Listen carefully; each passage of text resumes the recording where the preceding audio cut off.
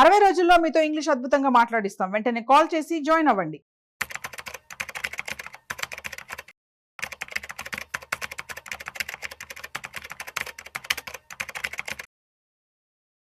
నమస్తే, నేను జీవి సత్యనారాయణ. ఈ వీడియోలో డీమెర్జర్ గురించి. మన పని ఏం లేదు, సింపుల్గా గూగుల్కి వెళ్ళండి, డీమెర్జర్ అని కొట్టండి. Demerger stocks in website, stocks list website అనగానే అసలు డీమెర్జర్ అంటే ఏంటిది, దానికి సంబంధించిన లిస్టు కంపెనీలు అన్నీ వస్తాయి. సింపుల్గా డీమెర్జర్ అంటే ఏందో చూద్దాం. మెర్జర్ అంటే కలిసిపోవటం, డీమెర్జర్ అంటే విడిపోవటం. ఎప్పుడైతే కంపెనీలు ఉన్నాయో కంపెనీలు ముందుగా ఇన్కార్పొరేట్ చేస్తాయి. ఇన్కార్పొరేట్ అయిపోయినాక అంటే సబ్సిడరీ కంపెనీలు, తర్వాత అవి బాగా డెవలప్ అయినాక మళ్ళీ తీసుకొచ్చి కలుపుకుంటాయి. ఇది ఒక పద్ధతి. ఇక రెండో తర్వాత ఏంటిది, బాగా అయినాక అవి విడిపోతా ఉంటాయి. ఓకే అంటాం. అలా ఏమేమి విడిపోయినాయి, ఎన్ని విడిపోయినాయి, ఎప్పుడు విడిపోతున్నాయి, అవి తర్వాత ఎంత వచ్చినాయి, ఇవన్నీ కూడా మన దగ్గర లిస్ట్ ఉంటుంది. మన పని ఏంది, దీనిలోకి వెళ్ళి ఈ లిస్ట్ ఆఫ్ డీమెర్జరు లిస్ట్ అని కొడితే మెర్జరు డీమెర్జరు క్లిక్ చేస్తే వచ్చేస్తుంది. ఇక మనం చూడాలి, డేట్ వైజ్ ఉంటుంది. ఇప్పుడు లేటెస్ట్గా అంటే ఇవాళ 23, ఆల్రెడీ నిన్ననే ఒక రికార్డ్ డేట్ ఉంది. ఆదిత్య బిర్లా ఫ్యాషన్, బిర్లా గ్రూపు 1:1 డీమెర్జరు అంటే ఏంది, అది దాంట్లోంచి ఆదిత్య బిర్లా లైఫ్ స్టైల్ వేరే చేసారు అనమాట. అప్పుడు ఏమైంది, ఆదిత్య బిర్లా ఫ్యాషన్ ఎవరైతే ఒక షేర్ ఉంటుందో, Aditya Birla life style brands అని ఇంకో షేర్ వస్తుంది. అయితే అది పబ్లిక్ ఇష్యూ లేదు, ఏమీ లేకుండానే ఈ ఎవరైతే ఆదిత్య బిర్లా ఫ్యాషన్ ఉందో వాళ్ళకి ఆ షేర్ ఒకటి వస్తుంది. ఇక మన పని ఏంటిది, 22వ తారీఖు రికార్డ్ డేటు. ఎవరైతే 22వ తారీఖు కనుక కొనుక్కొని ఉంటే ఒక షేర్కి ఒక షేర్ వస్తుంది. అప్పుడు ఏమైంది, ఈ షేర్ ధర పడిపోతుంది. మనం ఏం చూడాలి, అది లిస్ట్, అది వెంబటే రావు జమ మన ఖాతాలోకి. ఓ 10 రోజులు 15 రోజుల తర్వాత జమ అవుతాయి. ఈ జమ అయిన తర్వాత మన ఖాతాలో దాని వాల్యూ అది లిస్ట్ అవుతుంది కదా సపరేట్గా. అది ఇది రెండు కూడుకుంటే మన వాల్యూ ఎంత అనేది తెలుస్తుంది. ఇప్పుడు ఉదాహరణకి లేటెస్ట్గా అంటే అదొకటి. మొన్న అంటే లాస్ట్ వీక్ రేమాండ్ ఏదైతే ఉందో అది కూడా డీమెర్జర్ అయింది. తర్వాత సిపి క్యాపిటల్, కెంబోండ్ కెమికల్స్, ఇవన్నీ మొన్న ఈ మధ్య లేటెస్ట్గానే. స్టెర్లైట్ టెక్నాలజీస్ ఏప్రిల్ నెలలో, ప్రతి నెల ఏదో 2, 3, 4, పోయిన నెల చాలా అయినాయి. స్టెర్లైట్ టెక్నాలజీసు, రానే ఇంజను, రానే break lining, Quess carp, Quess, తర్వాత ఇట్లా సీమెన్సు, ఇట్లా ఈ విధంగా ఎప్పటికప్పుడు మనం మార్చిలో, ఏప్రిల్లో, మేలో, జూన్లో కంటిన్యూగా వస్తూనే ఉంటాయి అన్నట్టు. మన పని ఏంటిది, ఏదైతే కంపెనీ డీమెర్జ్ అవుతుందో మనము కంపెనీ యొక్క ప్రాఫిట్ అండ్ లాస్ చూసి, అది రికార్డ్ డేట్ చూసి, మనం ఆ షేర్ని కనుక మనం కొనుక్కుంటే ఆ షేరు రికార్డ్ డేట్ వచ్చే టైంకి మళ్ళీ రెండుగా విడిపోయినప్పుడు ఆ షేరు ఈ షేరు, ఈ మధ్యకాలంలో ఐటీసీ కూడా అంతే, రిలయన్స్ అంతే. రిలయన్స్లోంచి రిలయన్స్ జియో విడిపోయింది, ఐటీసీలోంచి ఐటీసీ హోటల్ విడిపోయింది. ఇట్లా మన పని ఏంటిది, ఏవైతే విడిపోతున్నాయో మనకి రెండు వస్తాయి. కాకపోతే ఏమనుకుంటారంటే ఇది 2 వచ్చినాయండి, మరి రేట్ తగ్గిపోయింది, నాకు ఆ షేర్ లేవు, నాది మామూలుగా యాప్లో చూసుకుంటే వాల్యూ తగ్గిపోయిందని అనుకుంటారు. కరెక్టే. ఎందుకంటే యాప్ ఎంతసేపటికి ఏంటిదంటే మంది ఉన్న ధరే చూపిస్తుంది. సపోజ్ ఇప్పుడు రేమాండ్ ఉంది, లేకపోతే మన ఆదిత్య బిర్లా ఫ్యాషన్ ఉంది, అది కొనుక్కొని ఉన్నారనుకోండి, 1:1 అనగానే ఆటోమేటిక్గా ఆ ఒకటి లేదు కాబట్టి ఇది రేటు తగ్గిపోతుంది కాబట్టి నీది యొక్క వాల్యూ తగ్గిపోయింది, మైనస్ లాస్లో ఉన్నవని చూపిస్తుంది. మళ్ళీ ఎప్పటిదాకా చూపిస్తుంది, మళ్ళీ కొత్త షేర్లు వేరే ఏదైతే డీమెర్జ్ అయిపోయినాక ఆ కంపెనీ షేర్లు అలా అవ్వాలి. ఇదంతా 1 వీక్ 10 డేస్ మినిమం టైం తీసుకుంటాయి.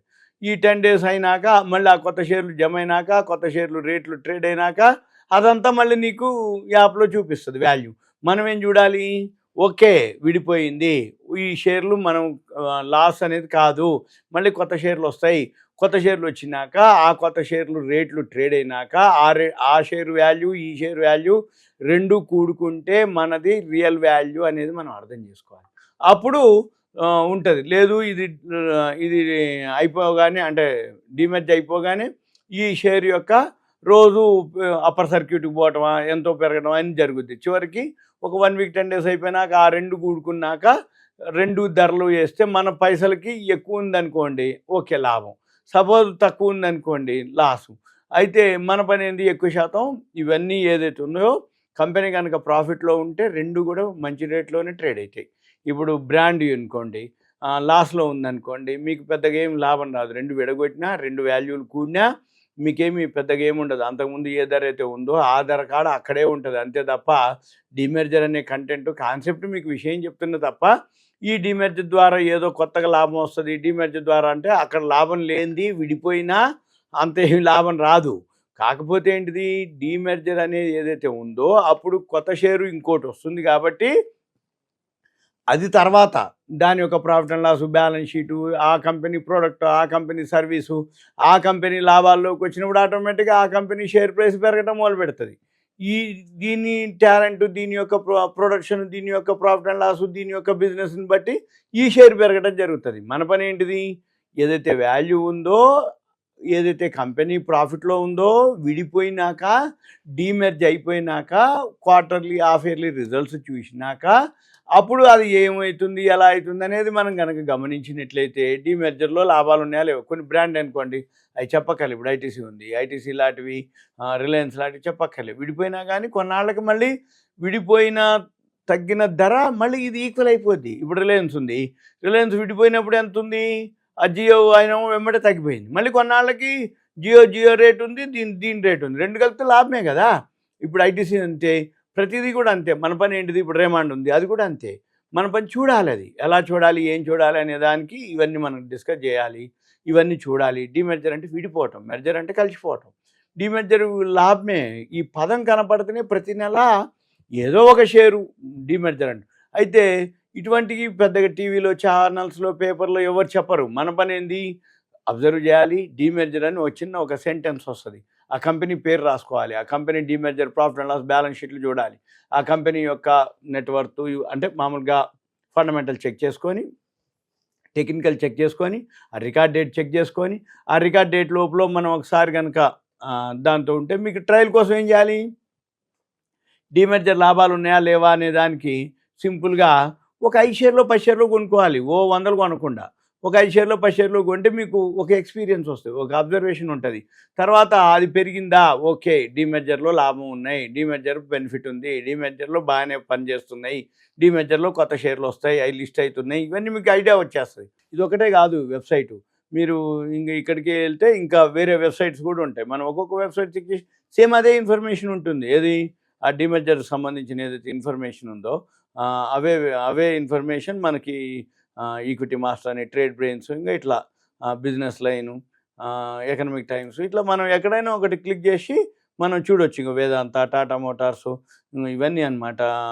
అవి దీంట్లో అప్పుడు 10 ఇచ్చిండు, ఐటీసీ అని, రేమాండ్, క్వెస్ విన్నింగ్, టెక్స్ మ్యాకో, ఇట్లా Shankara Building Products, Aditya Birla Fashion, Tata Motors, Siemens, Vedanta, ఇట్లా ఏవైతే విడిపోతున్నాయో అవన్నీ మనకి బెనిఫిటే ఉంటుంది. ఇది మీకు ఒక అవేర్నెస్, ఎడ్యుకేషన్, ఇన్ఫర్మేషన్.